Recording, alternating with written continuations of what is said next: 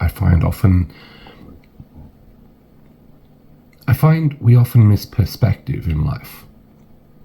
So welcome to the one place where you're going to get my perspective. Welcome to Walking the Blunt Blade. I'm Oliver. We get a lot of bullshit thrown at us by Putin, for you want to know the truth.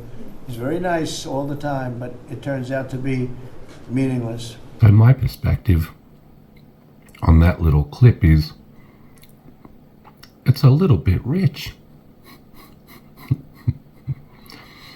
For anyone that's ever paid attention to Putin speaking, he speaks a lot better, is a lot more informed than young Donald Trump is. Because I understand what happened in Trump's first term.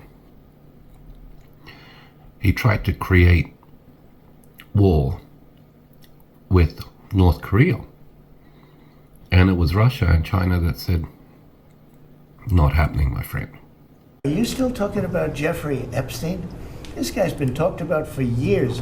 You're asking, we have Texas, we have this, we have all of the things. It appears that Donald doesn't understand priorities and importance. So, based on the last clip, in perspective, while the floodings in Texas have been awful, and my heart goes out to people, the last time I checked, 100 people had lost their lives, as opposed to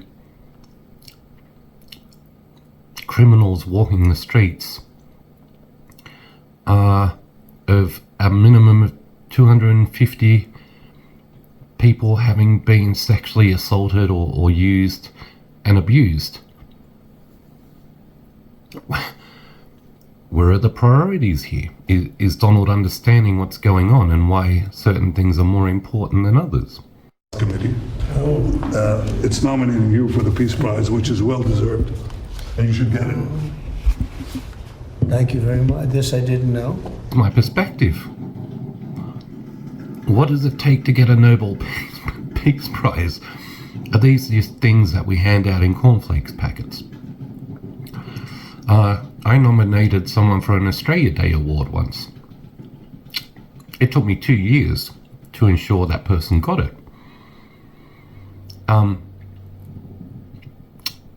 Now, Benjamin Netanyahu obviously can't write a Nobel Peace Prize nomination for himself. So he picks Donald. But here's my perspective. If I go and light fires in my neighborhood and shoot a couple of my neighbors in the face, am I going to be nominated for, like, Neighbor of the Month? Don't know. We need to have an emotionally balanced, critically thinking mind.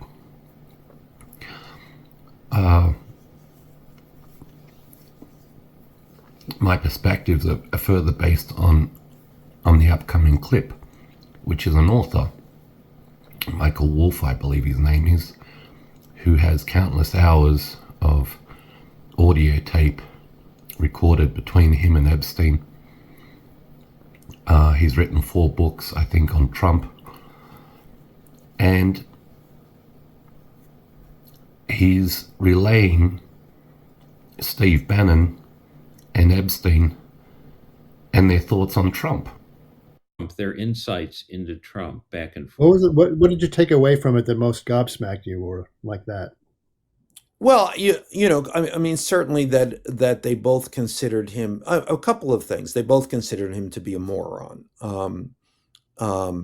you know, but they both considered him to be magical in some way. You know, here was a guy who couldn't do anything. I couldn't read a balance sheet, had no organizational abilities, had no management abilities, and yet succeeded over and over again. And I think they both found this both perplexing and in a way awe-inspiring. and then the other thing is that each of them were afraid of him. I've held my perspective for a long time, and it's kind of interesting that people are coming around and seeing the same things. I always maintained that America had no choice for the last elections, you know. There was nothing. And I would argue that Americans made the best choice they could in Trump. Given that I knew he was an idiot, my thought process would have been he's going to be easier to control. We may have all been wrong. Meanwhile, back home, here in Australia, is the real news. Good morning, everybody. Carpet, Perfect. red coat. Whoa, yes. Pretty Why swish. not? You're wearing your Ugg boots on your hands. That's progressive. Yeah, it's my muff. There we go. Natalia's brought back the muff. It's very practical, the muff. What are you talking about? And Car's lost it, It's Natalia. good for keeping your hands warm. Exactly. Exactly. A whole host of things that you could do with that. All right. Stop it. I think we should move on. Yes. Coming up.